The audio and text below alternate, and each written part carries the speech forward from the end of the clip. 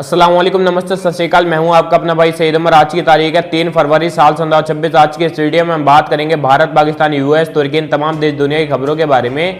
और आज के इस वीडियो में हम ये भी जानेंगे ईरान अमेरिका न्यूक्लियर पावर को लेकर तुर्की के पास जा रहे हैं बात करने के लिए। ये एक मीटिंग फिक्स होने वाली है। जो मीटिंग है ये फ्राइडे को होगी और इस मीटिंग का ईरान से और अमेरिका से क्या ताल्लुक है, इजराइल से क्या ताल्लुक है और मीटिंग क्यों हो रही है, और न्यूक्लियर पावर अगर टेस्ट भी करना है, हमला भी करना है, तो तुर्की इसमें क्या कर सकता है, पूरी तरीके से बात करने वाले हैं आज के इस वीडियो में। इसलिए इस वीडियो को लाइक करके चैनल को सब्सक्राइब कर देना। और साथ ही आज के इस वीडियो में हम ये भी बात करेंगे इजराइल ने किस तरीके से लेबनान के ऊपर हमला किया है और इसका असर लेबनान को कैसा दिखा है, लेबनान के अंदर क्या क्या नुकसान हुए हैं, इस खतरे के पीछे, इस हमले के पीछे इजराइल की क्या वजह रही थी और ये वजह किस तरीके की थी। आज के इस वीडियो में पूरे तरीके से बात करने वाले हैं। और हम ये भी बात करेंगे कि अब इन सभी चीजों के बाद में ईरान अपने हमले की कार्रवाई को रोक देगा, अपनी जंग की कार्रवाई को रोक देगा, अपने हथियार बनाना बंद कर देगा, जो शाहिद ड्रोन आ रहे थे 80,000 उनको बंद कर देगा, और क्या कुछ होने वाला है इस वीडियो में पूरी तरीके से हम लोग एनालिसिस करेंगे। अगर आपको मेरी वीडियो पसंद आती है तो प्लीज एक बार फिर से कहता हूं इस वीडियो को शेयर कर दो, क्योंकि मैं बहुत मेहनत करता हूं आपको पूरी न्यूज बताने की। तो चलिए बिना देरी करे वीडियो को शुरू करते हैं। हम बात करते हैं ईरान अमेरिका को लेकर। ईरान अमेरिका की एक मीटिंग होने वाली है इसी फ्राइडे को, फरवरी में। ये जो जुमा आ रहा है ना, इस जुमे को मीटिंग होगी और मीटिंग होगी न्यूक्लियर पावर को लेकर। और ये जो मीटिंग है ये तुर्की के अंदर की जाएगी। और मैं आपको बता दूं अभी के टाइम में देखा जाए ना तो तुर्की एक बड़ा मीडिएटर बन चुका है इन सभी लोगों के बीच में फैसला कराने को लेकर। और ये जो मीटिंग होगी अंकारा के अंदर होगी, जो कि वहां का बहुत फेमस इलाका है। अब यहाँ पर सबसे बड़ा सवाल ये आता है, ये दोनों देश आपस में आखिरकार ये मीडिएटर वाला काम क्यों कर रहे हैं, एक दूसरे से तुर्की के साथ में मिलकर बातें क्यों करना चाहते हैं, तुर्की के साथ क्यों बात करना चाहते हैं। और सबसे बड़ा सवाल तो ये आता है कि न्यूक्लियर पावर को लेकर क्यों मीटिंग हो रही है। अब मैं आपको बता दूं इसके पीछे दो सबसे बड़े रीजन है। सबसे बड़ा पहला जो रीजन है वो ये है कि तुर्की के जो प्रेसिडेंट है वो नाटो के एक मेंबर हैं। नाटो के मेंबर होने के नाते वो यूएसए के प्रेसिडेंट डोनाल्ड ट्रंप के ऊपर दबाव बना सकते हैं, क्योंकि ये दोनों लोग जो हैं वो एक जंग के एलाई हैं। अगर एक बंदे के ऊपर हमला होता है किसी और देश की तरफ से तो दूसरे देश को उसकी मदद करनी होगी। अब यहाँ पर जब अमेरिका जो है लड़ाई के लिए जा रहे होते हैं, तब नाटो के मेंबर होने के नाते तुर्की को अपना एक फैसला रखना था कि भाई मैं इसके साथ में जंग करूंगा या नहीं करूंगा। तो साफ क्लैरिफिकेशन करते उन्होंने ये बोला था कि भाई अगर आप जंग करने जा रहे हो तो मेरा सीधा सा ये सवाल है कि भाई जो ईरान के प्रेसिडेंट हैं उन्होंने एक बात बोली है कि भाई अगर अमेरिका हमारे ऊपर हमला करता है, इजराइल हमारे ऊपर हमला करता है, तो सिर्फ ये दो देश की लड़ाई नहीं होगी, ये पूरे इलाके की लड़ाई होगी। और इस पूरे इलाके की लड़ाई में हम हर तमाम देश के ऊपर हमला करेंगे, क्योंकि भाई वही बात है, मरता क्या नहीं करता। और अगर आप ऐसे वक्त में हमला करते हैं ईरान के ऊपर तो ऐसा हो सकता है कि इसमें आपकी बेइज्जती हो जाए, क्योंकि उसके पास जिस तरीके के हथियार अब मौजूद हैं, तमाम देश उसको सपोर्ट कर रहे हैं, जो बहुत बहुत बड़े खतरनाक देश हैं। तो ऐसे वक्त में आप अगर उसके ऊपर हमला भी करते हैं तब आपका ही घाटा है। ये समझाने के लिए तुर्की के प्रेसिडेंट, यूएसए के प्रेसिडेंट डोनाल्ड ट्रंप के पास जाते हैं और इसको सुनने के बाद में जब वो तसल्ली के साथ में सुनते हैं तो वो समझ जाते हैं, वो अपने हमले को रोक देते हैं। लेकिन बड़ी बात ये आती है कि ईरान कैसे मान जाता है। तो ऐसे वक्त में देखा ये जा रहा था कि 5-6 तमाम जो ऐसे देश थे जो ईरान के पड़ोसी थे, जो ईरान के करीब रहते थे, उन तमाम देशों ने ईरान के पास जाकर ये बोला कि भाई देखो हम आपके साथ तो खड़े हो नहीं पाएंगे, क्योंकि हमारे पास इतनी पावर नहीं है कि हम अमेरिका से जंग कर सकें। लेकिन अगर आप अमेरिका से जंग करते हैं तो आपके साथ साथ हमारा नुकसान होगा, हमारे ऊपर भी मिसाइलें गिरेंगी, हमारे देश के अंदर भी तोड़फोड़ होगी, और काफी ऐसे जो लोग हैं जो बेचारे बेगुनाह हैं उनकी जान जाएगी। इस बात को ईरान समझ जाता है, क्योंकि ईरान हमेशा इस्लाम के ऊपर भरोसा रखता है और इस्लाम के अंदर किसी भी शख्स को बिना किसी गलती के, बिना किसी नाजायज वजह के मारना बेकार बात है, गलत बात है। तो इस बात को देखते हुए ईरान मान जाता है, बोलता है कि यार खामखा अगर मैं लड़ाई भी करता हूं तो मेरे साथ तो कोई खड़ा है नहीं।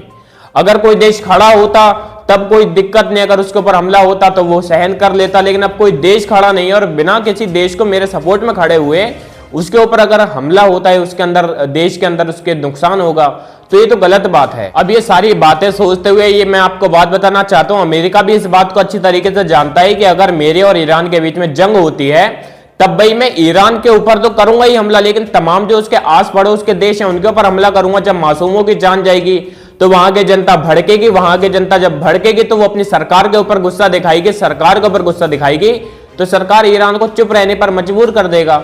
लेकिन इन तमाम चीजों को समझने के बाद में ईरान शांति से बैठ जाता है। लेकिन वहां के जो जनरल हैं उन्होंने साफ कह दिया है कि भाई अगर अमेरिका हमारे साथ में टेबल पर बैठकर बात करना चाहता है ना, तो एक बार अपने दिमाग में फिर से इस बात को दोहरा ले। वहां के जनरल ने ये कहा कि अगर अनाप शनाप भगने की कोशिश की, अनाप शनाप गलत नेगोशिएशन करने की बात की और तुम किसी और को बोलने का जरा सा भी मकसद नहीं देते हो, वो किसी और को बोलने का मौका नहीं देते हो, तो आप याद रखना कि हम ना ही तुर्की को देखेंगे, ना ही तमाम किसी देश को देखेंगे और साफ तौर पर आपके ऊपर हमला करेंगे।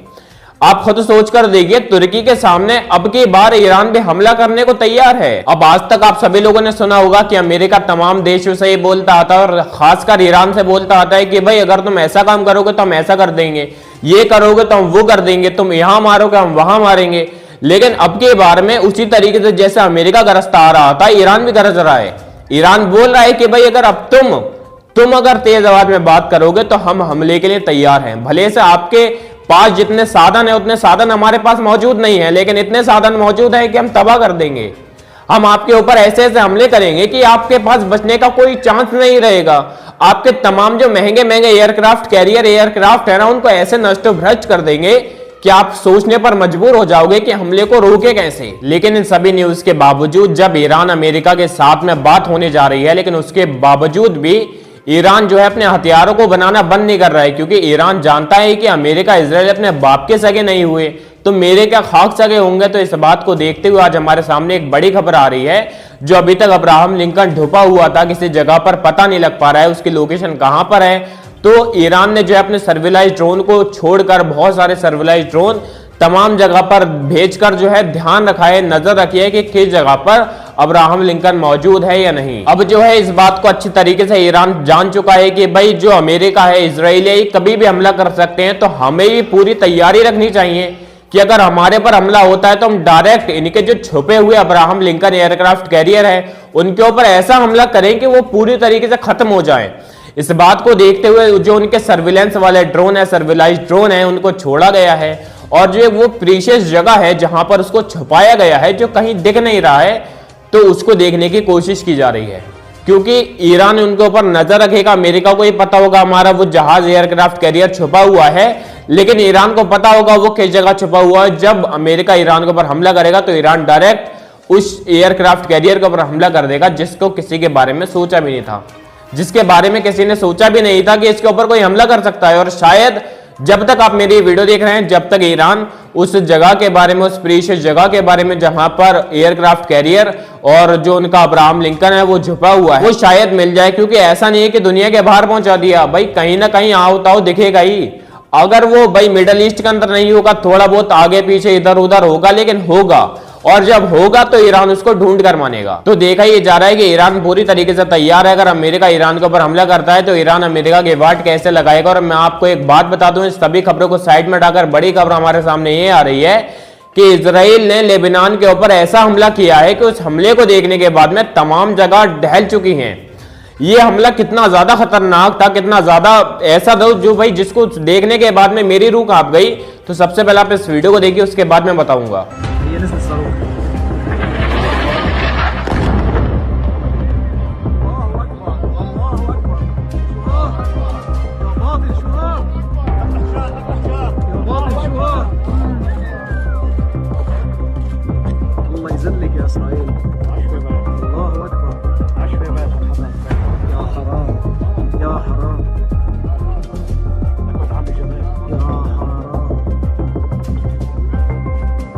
अब आप लोगों ने इस वीडियो में देखा कि भाई कैसे हमले इजराइल ने लेबनान के ऊपर किए और लेबनान के ऊपर हमले करने के बाद में उसने ये बोला है कि हमने हमले हिजबुल्लाह के जगह पर ठिकानों पर किए हैं।